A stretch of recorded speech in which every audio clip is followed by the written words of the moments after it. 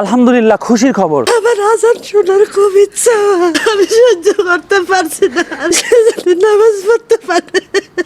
এটা ঢাকা আছে, দেখানোই সম্ভব হচ্ছে না। পোকা পড়ছিল, অনেক পোকা ছিল, টাকা পয়সার সমস্যা, টাকা পয়সা নেই। আল্লাহ যদি আমাকে সুস্থ করে তাহলে আমি আবার মর্জানি করব। কাল আপনার অবস্থাও তো এমন হতে পারে। আল্লাহ চাইলে কি না করতে পারেন। হয়তোবা আপনার একটি শেয়ারের মাধ্যমে কোনো এক হৃদয়বান মানুষের কাছে এই ভিডিওটি পৌঁছে যাবে। এই মানুষটি আবার ফিরে পাবে তার স্বাভাবিক জীবন, আবার আজানের সুরে মুখরিত হবে পুরো এলাকা। আসুন আমরা প্রত্যেকটি ভালো কাজের সঙ্গী হই। উনি এই ব্যাপারটি এখনো জানেন না, আমরা ওনাকে জানাতেই এসেছি। আপনারা দেখেছিলেন যে মুয়াজ্জিন সাহেব 10 বছর যাবৎ আজান দেন মসজিদে, এরকম একটা ভিডিও আমরা করেছিলাম। ওনার স্ত্রী অঝরে কাঁদছিলেন। ওনার স্ত্রী সবসময় নামাজ পড়ে ওনার স্বামীর জন্য দোয়া করে, এবং ভিডিওটি দেখার পরে আপনারা অনেকেই ব্যথিত হয়েছিলেন। দেশ বিদেশ থেকে অনেকেই ফোন দিয়ে তাকে সহযোগিতার হাতও বাড়িয়ে দিয়েছিলেন। আপনাদের সবাইকে ধন্যবাদ জানাচ্ছি, এবং ওনার চিকিৎসা শুরু করতে যাচ্ছি আমরা ইনশাআল্লাহ। আল্লাহ পাকের শুকরিয়া, ওনার স্ত্রীর দোয়া এবং ওনার দোয়া হয়তো আল্লাহ পাক কবুল করেছেন। এখনও পর্যন্ত উনি এই বিষয়টা জানেন না যে আমরা ওনার চিকিৎসা করতে যাচ্ছি, এবং ওনার চিকিৎসার জন্য যে একটা ব্যবস্থা হয়েছে এই ব্যাপারটা উনি এখনও জানেন না। উনি ইন্ডিয়াতে চিকিৎসা করানোর জন্য যেতে চাচ্ছিলেন, যেখানে যাওয়ার খরচ অ্যারাউন্ড 6 লক্ষ টাকার উপরে লাগবে। উনি হতাশ হয়ে পড়েছিলেন, ওনার চিকিৎসার জন্য খরচ আদি এগুলো জোগাড় করতে পারছিলেন না। উনি ব্যাপক হতাশার মধ্যে আছেন। একজন মানুষ 10 বছর যাবৎ মসজিদে আজান দেন, এবং একজন ইমানদার মানুষ, তিনি এই বিষয়টা নিয়ে অনেক ডিপ্রেশনে আছেন।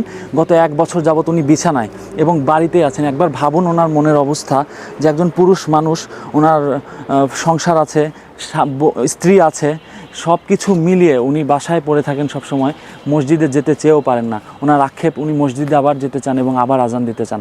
আমরা আশাবাদী ইনশাআল্লাহ আল্লাহ পাক ওনাকে খুব দ্রুত সুস্থ করে দেবেন, এবং উনি আবারও মসজিদে যাবেন, আজান দিবেন ইনশাআল্লাহ। আঙ্কেল বাড়িতে আছেন? বাবাজি বাড়িতে আছেন? আসসালামু আলাইকুম।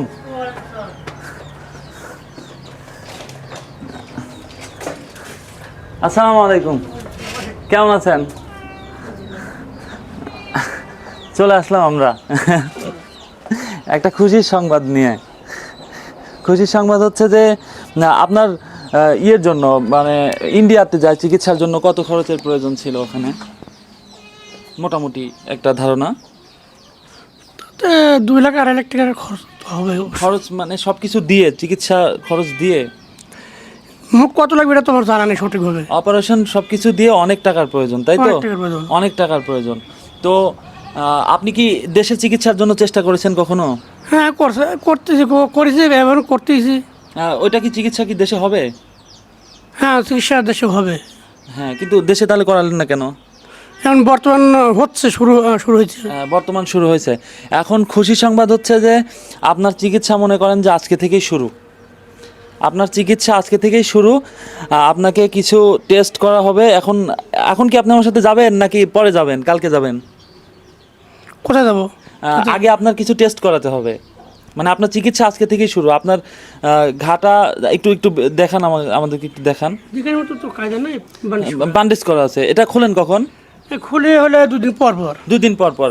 এই যখন খুলবেন তখন হচ্ছে আমাকে ডাক দিবেন, একটা ছোট্ট ভিডিও করতে হবে। হ্যাঁ, মানে এই জিনিসটা তুলে ডক্টরের সাথে এটা নিয়েও আলাপ করতে হবে, যে কেমন আছে পজিশনটা এখন, কেমন বা এই ঘাটা এখন কেমন আছে আর কি, এটা দেখার জন্য আর কি।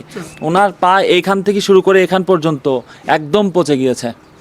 তো আপনার এইটা আপনি কি দিয়ে পরিষ্কার করেন এখন? ভায়োডিন ব্যবহার করা আপনার একদম নিষেধ। ভায়োডিন ব্যবহার করা মনে করেন হারাম। এই ঘায়ে ভায়োডিন ব্যবহার করা যাবে না। কি ব্যবহার করা যাবে সেটা আপনাকে কিনে দিচ্ছি একটু পরে যায় ইনশাআল্লাহ। আর আপনি কি এখন যাবেন নাকি কালকে যাবেন বলেন? আপনার কিছু টেস্ট করতে হবে, মানে ব্লাডের টেস্ট করতে হবে। কখন যাবেন? যাবো কোথায়, মানে আপনার সাথে যাবো? হ্যাঁ, এখন এটা যদি এখানে হয়, যদি এলাকাতে হয় তো সম্ভব, না হলে আমরা চাষকর যাই করবো। ওনার সাথে কথা বলার পরে ওনার জন্য ওষুধ কেনার উদ্দেশ্যে চাষ করে রওনা হলাম। ফাইনালি আমরা চলে এসেছি ঐতিহ্যবাহী চাষকর বাজারে ওষুধ কেনার জন্য। আপনারা জানেন যে মুয়াজ্জিন সাহেবের চিকিৎসা চলছে, আর আমরা ওনার ওষুধ কেনার জন্য আসলাম। স্বাভাবিকভাবেই আমাদের ওইদিকে ওষুধের দোকানপাট একটু কম থাকার কারণে আমাদেরকে চাষকর আসতে হয়। আমরা আজকে চলে এসেছি চাষকর বাজারে, এবং আমরা ওনার জন্য ওষুধ কিনবো। একটা কথা সবসময় বলি যে অর্থ দিয়ে মানুষকে সহযোগিতা করা অনেক মানুষ আছে, কিন্তু সময় দিয়ে মানুষকে সাহায্য করবে এরকম মানুষ খুব কম পাওয়া যায়। আমরা অনেক সময় কাছে টাকা থাকার পরে অনেক কিছু করতে পারি না। মুয়াজ্জিন সাহেবের 2টা ছেলে আছে, ওরা ছোট, তো এই মুহূর্তে ওনার পাশে কেউ নাই, আমরা চাই সবসময় ওনার পাশে ছেলের মতো থাকতে এবং ওনার চিকিৎসা শেষ না হওয়া পর্যন্ত ওনাকে সাপোর্ট দিতে ইনশাআল্লাহ। ওনার স্ত্রী যেভাবে কান্নাকাটি করছিলেন একজন স্বাভাবিক মানুষ কখনোই সহ্য করতে পারবে না। আল্লাহ পাক যেই রমজান মাসে আমাদেরকে এত ভালো কাজের সঙ্গে যুক্ত হওয়ার তৌফিক দিয়েছেন, মহান আল্লাহর শুকরিয়া আদায় করছি আলহামদুলিল্লাহ। স্পেশালি ধন্যবাদ দিতে চাই ডক্টর মোহাম্মদ আরিফুল ইসলাম ভাইয়াকে। ভাইয়া ওনার দায়িত্ব নিয়েছেন এবং ওনার চিকিৎসা করবেন বলেছেন। তো উনি কিছু ভুলভাল ওষুধ ব্যবহার করছিলেন, সেগুলো আমরা চেঞ্জ করে দিচ্ছি এবং উনি ভায়োডিন লাগাতেন, ভাইয়া আমাদেরকে ওখানে ভিনেগার লাগাতে বলেছে। তো আমরা ভিনেগার নিলাম, ওষুধপত্র নিলাম, আমরা আবার ওনার কাছে যাবো ইনশাআল্লাহ, গিয়ে ওনাকে ওষুধগুলো পৌঁছে দেবো ইনশাআল্লাহ। আশা করছি উনি খুব দ্রুত সুস্থ হয়ে উঠবেন। আপনাদের সবার দোয়া চাই, ভালোবাসা চাই। সবাই ভালো থাকবেন, সুস্থ থাকবেন। আসসালামু আলাইকুম ওয়া রাহমাতুল্লাহি ওয়া বারাকাতুহু।